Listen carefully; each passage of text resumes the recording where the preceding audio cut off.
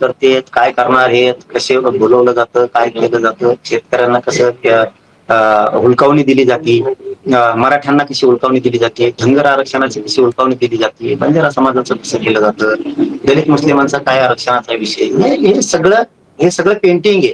हे सगळं पेंटिंग आहे. आमचा जे फडणवीस साहेबांनी काढलाय, आम्ही फडणवीस साहेबांवरती खुश आहेत, परंतु समित्या कुठं गठीत झाल्या नाही, प्रमाणपत्र दिले गेले नाहीये.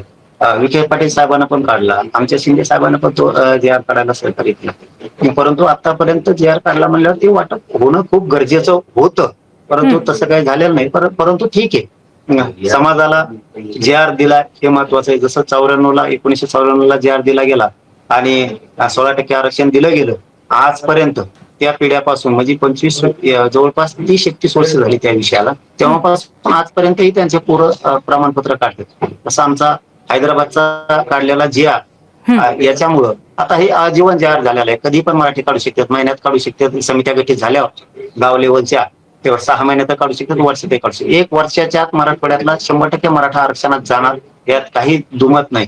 परंतु सध्या तरी नुसता जे आर काढला आणि समित्या मात्र गठीत केल्या नाही, हे सत्य आहे. आणि आमच्यापेक्षाही जास्त रोष शेतकऱ्यामध्ये प्रचंड. ते ताई आज बोलण्याचा तो विषय नाही. Guys, please subscribe my YouTube channel link